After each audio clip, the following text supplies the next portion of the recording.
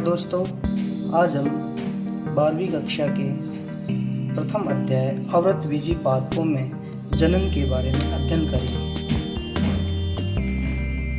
यदि अभी आपने हमारा चैनल सब्सक्राइब नहीं किया है तो प्लीज़ सब्सक्राइब करें और बेल आइकन को अवश्य दबाएं ताकि हमारे नोटिफिकेशन आपको जल्द से जल्द प्राप्त हो सके।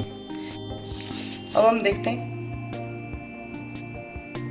कृत्रिम कायिक प्रवर्धन। कृत्रिम कायिक प्रवर्धन यानी ये विधियां मानव द्वारा निर्मित है। कृत्रिम कायिक प्रवर्धन है वो मानव द्वारा निर्मित है। इसमें मानव का हस्तक्षेप होता है तथा इनका उपयोग पौधे के वाणिज्यिक उत्पादन अर्थात प्रोडक्शन बढ़ाने के लिए किया जाता है। इसकी प्रमुख विधियां हम देखते हैं। पहली विधि आती है कर्तन, दूसरी विधि आती है दाब लगाना,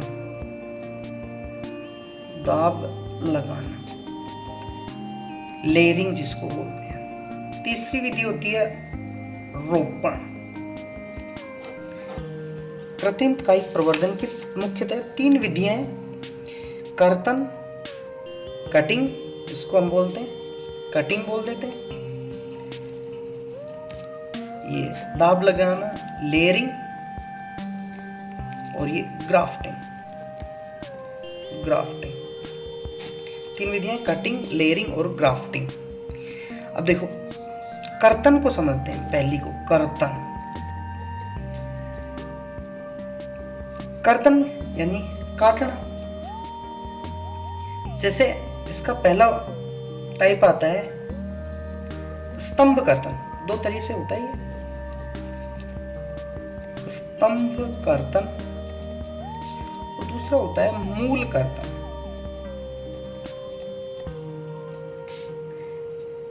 इसमें क्या किया जाता है, पौधे के स्तंभ को छोटे छोटे टुकड़ों में काटकर जमीन में रोप दिया जाता है। इसके छोटे छोटे टुकड़े लेंगे, किसके, तने के छोटे छोटे टुकड़े लेंगे और उन टुकड़ों को जमीन में रोप दिया जाता है। जैसे गन्ना, अंगूर,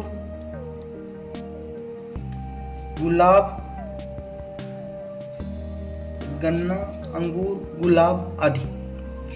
ये बोगनविलिया भी इसमें ले लेते हैं, बोगनविलिया। स्तंभ कर्तन यानी स्तंभ को छोटे छोटे टुकड़ों में काटा जाएगा और उन टुकड़ों को भूमि में दबा दिया जाता है।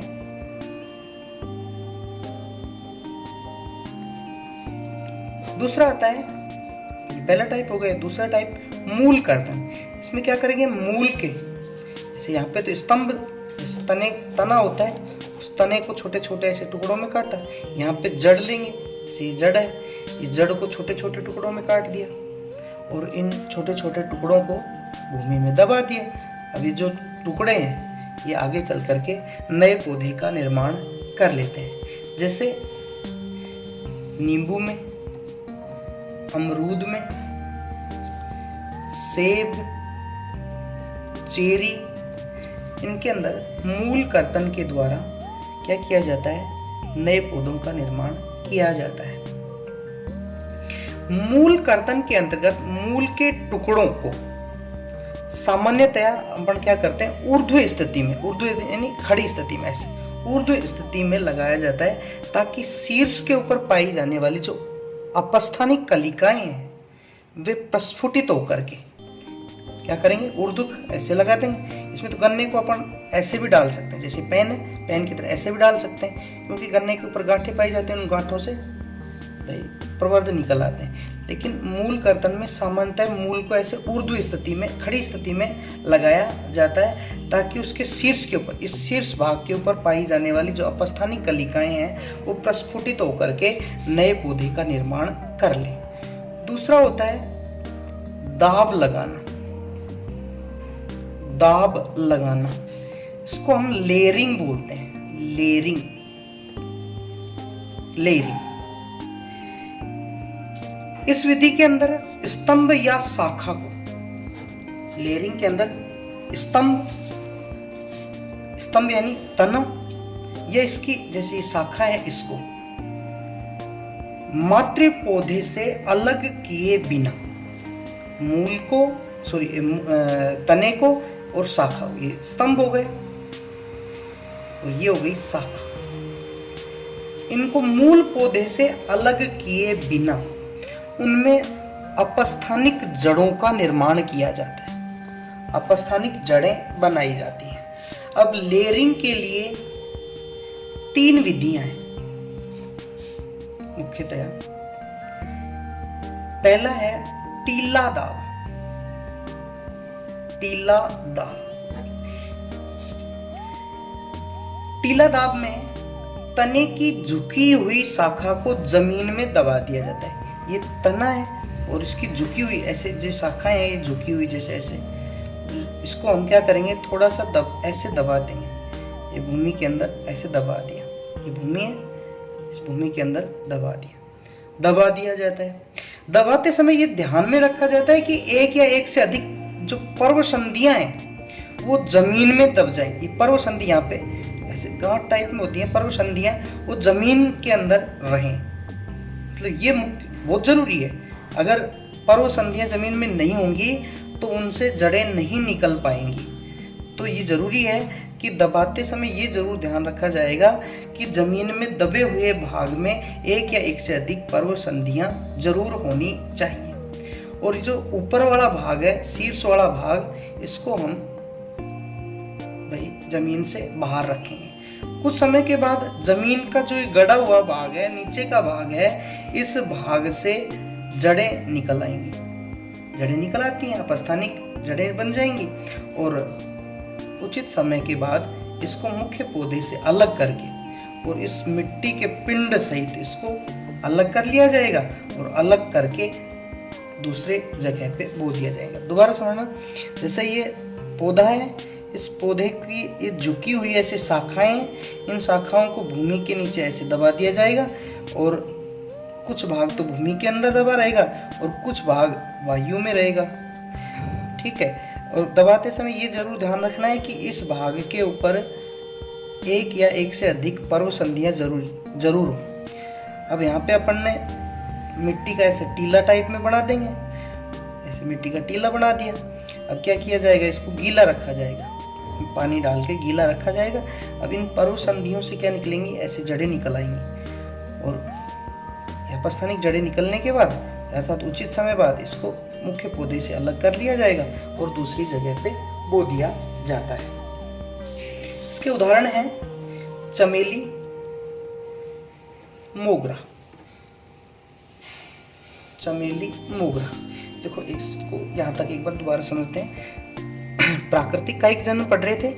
प्राकृतिक कायिक जनन में तने द्वारा कायिक प्रवर्धन, तने द्वारा कायिक प्रवर्धन के प्रकंद, कंद, सलकंद, घनकंद, ऊपरी भूस्तारी, अंत भूस्तारी और भूस्तारी, ये इसके उदाहरण है। प्रकंद का उदाहरण अदरक, हल्दी, कंद, आलू, सलकंद, लहसुन, प्याज, घनकंद, अरबी, ऊपरी भूस्तारी, दूब घास। जैसे दूब घास का आपने देखा होगा, जैसे ये दूब घास इस तरह से होती है, भूमि पर विसर्पित तना है, इनके ऊपर ऐसे गांठें पाई जाती हैं। इन गांठों से ऐसे जड़ें निकल आती हैं और नया पौधा बना लेती हैं। ऐसे ही पुदीना, अंत भूस्तारी और भूस्तारी, स्ट्रॉबेरी। जड़ों द्वारा कायिक प्रवर्धन, काष्ठीय पौधों की जो जड़ें हैं वो भूमि से ऐसे क्षैतिज वृद्धि करते हुए मूल पौधे से कुछ दूरी के ऊपर बाहर निकल आते हैं और नए पौधे का निर्माण कर लेते हैं। ऐसे कंदीय मूल, इनके ऊपर अपस्थानिक कलिकाएं पाई जाती हैं और ये मूलें हैं वे प्रस्फुटित होकर के नए पौधे का निर्माण कर लेती हैं। इसके उदाहरण हो गया शकरकंद और डहेलिया। पत्तियों द्वारा कायिक प्रवर्धन, जिससे अपन ने ब्रायोफिलम में देखा और बिगोनिया में देखा। देखो ब्रायोफिलम और बिगोनिया में दोनों में थोड़ा सा अंतर है। ब्रायोफिलम में तो पत्तियों के किनारों के ऊपर अपस्थानिक कलिकाएं पाई जाती हैं, जबकि बिगोनिया के अंदर पर्ण वृंत और पर्ण शिराओं के ऊपर अपस्थानिक कलिकाएं पाई जाती हैं। और ये जब पत्तियां टूट करके मृदा में गिर जाती हैं। मृदा में गिर जाएंगी तो अनुकूल परिस्थितियों में प्रवर्धित होकर के नए पौधे का निर्माण कर लेती हैं। अगला है जननांगों द्वारा कायिक प्रवर्धन, अर्थात पुष्प कलिकाओं के स्थान पर, जननांगों में क्या है, पुष्प कलिकाओं के स्थान पे क्या बन जाती हैं, बुलबिल्स बन जाते हैं, पत्र प्रकलिकाएं बन जाती हैं और ये उचित परिस्थितियों में प्रस्फुटित होकर के नए पौधे का निर्माण कर लेती है, जैसे रामबांस, रतालू। कृत्रिम कायिक प्रवर्धन, इसमें मानव का पूर्ण हस्तक्षेप है, मानव के द्वारा किया जाता है, उत्पादन को बढ़ाने के लिए किया जाता है। इसके अपन ने 3 विधियां पढ़ी, कटिंग, लेयरिंग और ग्राफ्टिंग। कटिंग में हम स्तंभ कर्तन यानी तने का कोई भाग छोटे छोटे टुकड़ों में काटा जाएगा और उसको भूमि में दबा दिया जाएगा। मूल कर्तन, मूल का छोटे छोटे भाग है, छोटे छोटे भागों में काटे जाते हैं और मृदा में दबा दिया जाता है। यानी स्तंभ कर्तन में बस ध्यान ये रखना है कि इसको तो हम स्तंभ कर्तन में तो ये स्तंभ के भाग को हम क्षैतिज या ऊर्ध्व दोनों स्थितियों में रख सकते हैं, लेकिन मूल कर्तन में सामान्यतः अपन क्या करेंगे, मूल के भाग को क्षैतिज ऊर्ध्व स्थिति में रखा जाता है। मूल स्तंभ कर्तन के उदाहरण है गन्ना, अंगूर, गुलाब, बोगनविलिया। और मूल कर्तन के उदाहरण है नींबू, अमरूद, सेब और चेरी। दाब लगाना यानी लेयरिंग। लेयरिंग में पहला अपन ने पढ़ा टीला दाब। इसमें क्या किया जाता है, जो तना है या उसकी जो झुकी हुई शाखाएं हैं, यहाँ से अलग नहीं करना अपने को, क्या किया जाता है, झुकी हुई शाखाओं को मिट्टी में दबा दिया जाएगा और यहाँ पे टीला बना दिया जाता है। इस टीले के ऊपर पानी डालते रहेंगे, धीरे धीरे थोड़ा गीला रखेंगे और दबाते समय ये जरूर ध्यान रखना है कि इस दबे हुए भाग के ऊपर क्या होनी चाहिए, एक या एक से अधिक पर्व संधियां जरूर होनी चाहिए ताकि उनसे अपस्थानिक जड़ें निकल सके और कुछ भाग को भूमि से बाहर रखा जाएगा। कुछ समय बाद इस भाग से ऐसे जड़ें निकल आएंगी और अब उचित परिस्थितियों में इसको यहाँ से काट दिया जाएगा और काट करके दूसरे जगह पे बो दिया जाता है। अब दूसरी विधि है लेयरिंग की, वायु दाब या गुट्टी दाब। वायु दाब, इसको हम गुट्टी दाब भी बोलते हैं।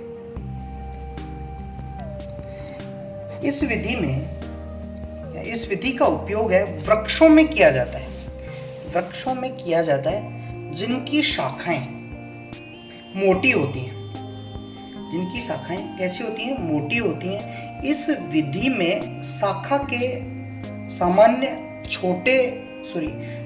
शाखा के मोटे स्वस्थ भाग पर चारों ओर एक छाल के ऊपर वलय के रूप में, घेरे के रूप में एक चीरा लगा दिया जाता है। वलय को हम चीरा लगा करके हटा देते हैं और छाल रहित भाग को, जैसे ये कोई वृक्ष है, ये इसकी शाखा है, आगे चल के ये इसकी जैसे यहाँ पे पत्तियां हो गई,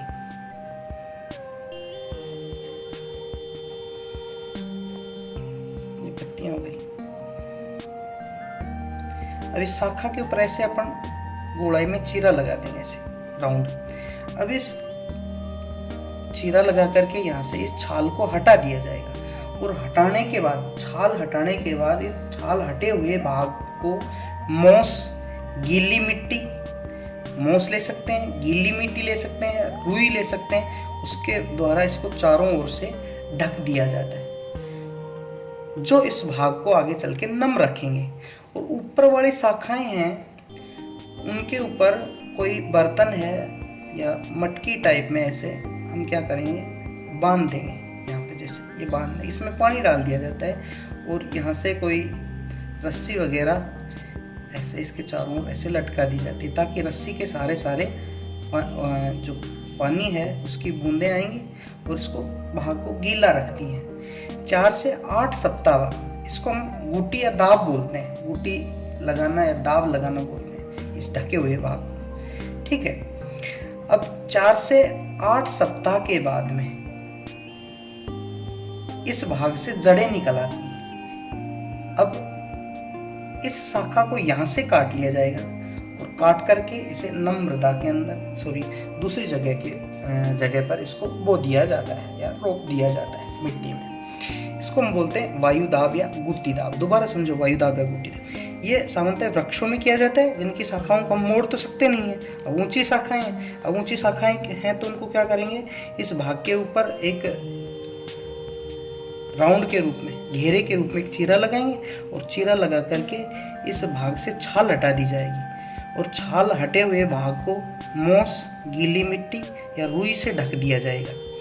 अब ढकने के बाद भाई ये भाग इसको यहाँ से गीला रखेगा और इसको गीला रखने के लिए क्या कर देते हैं, इसके ऊपर वाली शाखा के ऊपर एक बर्तन बांध दिया जाता है और बर्तन के सहारे एक रस्सी लटका दी जाती है और ये रस्सी के साथ साथ में जल की बूंदें आएंगी और इस भाग को गीला रखती हैं। कुछ समय बाद में यहाँ से जड़ें निकल आएंगी और जड़ें निकलने के बाद इस शाखा को यहाँ से काट करके दूसरी जगह पे रोप दिया जाता है।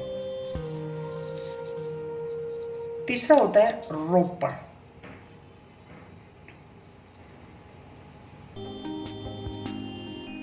तीसरी है रोपण, ग्राफ्टिंग। देखो, इस विधि में दो अलग अलग हिस्से लिए जाते हैं, दो अलग अलग पौधों के हिस्से लिए जाते हैं। जैसे एक ये पौधा है,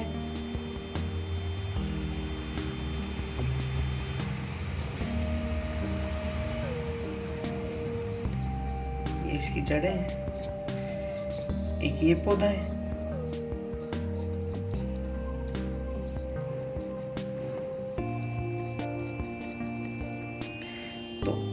एक पौधे का तो जैसे ये नीचे वाला हिस्सा काम में लिया जाएगा, एक पौधे का ये ऊपर वाला हिस्सा काम में लिया जाएगा। अर्थात ये वाला भाग काम में लिया जाता है, एक पौधे का ये वाला भाग काम में लिया जाता है और इस भाग को हटा देंगे और इस भाग को यहाँ से जोड़ करके हटा करके यहाँ पे इसको जोड़ दिया जाता है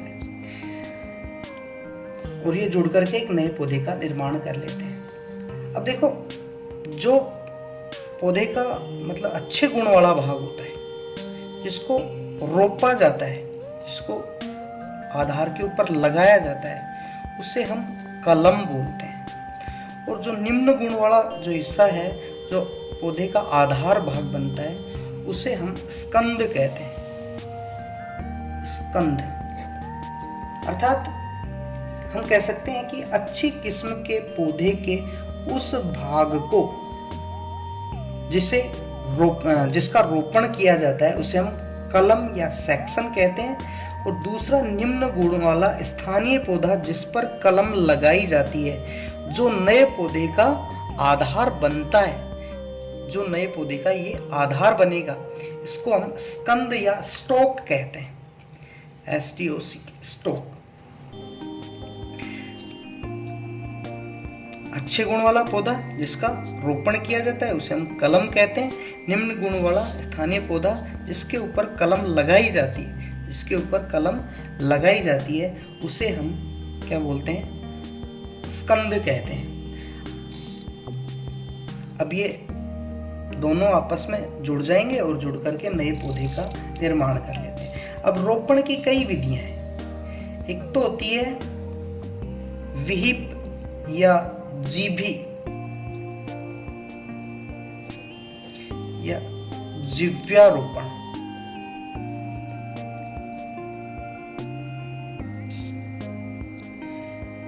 वीप, जीभी या जिव्यारोपण। वीप, जीभी या जिव्यारोपण में क्या किया जाता है, स्कंद और कलम समान मोटाई के होते हैं। स्कंद भी और कलम भी दोनों क्या होते हैं, समान मोटाई के होते हैं। दोनों में 5 से 8 सेंटीमीटर का चीरा लगाया जाता है। जैसे ये कलम है, इसको हम कलम बोल लेते हैं, और ये स्कंद है।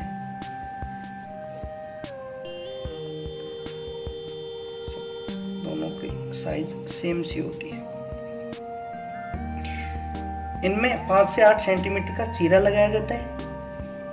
जैसे इसमें अपन इस तरह से चीरा लगा देंगे, चीरा लगा लेंगे तो ये इस तरह से हो जाएगी। और स्कंद के अंदर वी आकार का ऐसे चीरा लगा देंगे तो तो स्कंद इस तरह का बन जाएगा। अब इस कलम को उठाएंगे और इसके अंदर फिट कर देंगे, तो ये इस तरह से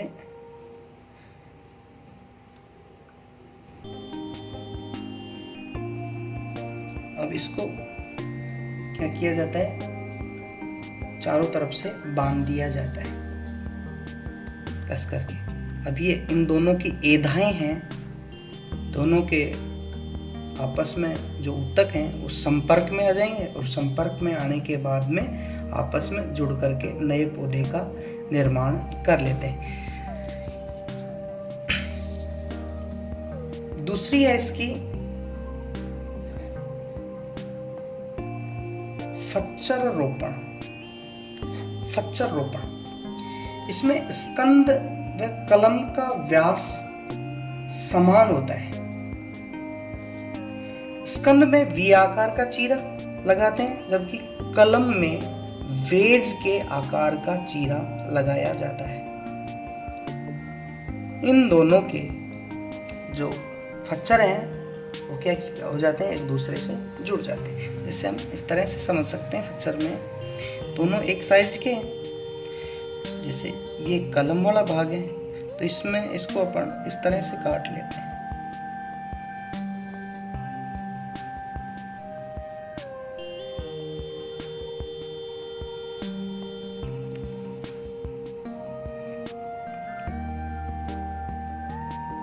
इस तरह से समझ लो, ये जैसे कलम है और ये स्कंद है। स्कंद के अंदर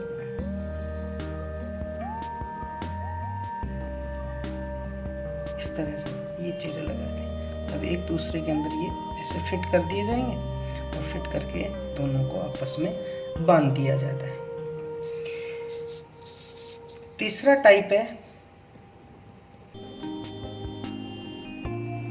किरीट या मुकुट रोपण।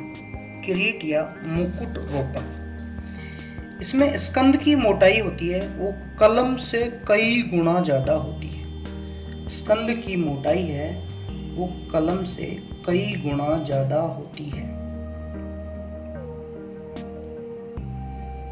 इस प्रकार एक ही स्कंद के ऊपर कई कलमें रोप सकते हैं। जैसे ये कोई स्कंद है ऐसे, तो क्या किया जाएगा, जैसे यहाँ पे चीरा लगा दिया, इसके ऊपर ये कलम लगा दी, यहाँ पे ये चीरा लगा के यहाँ कलम लगा दी, ये चीरा लगा के यहाँ पे ये कलम लगा दी। यानी एक ही स्कंद के ऊपर बहुत सी कलमें रोप दी जाती है।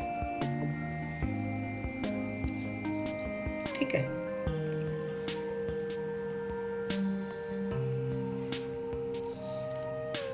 चौथा भाग है इसका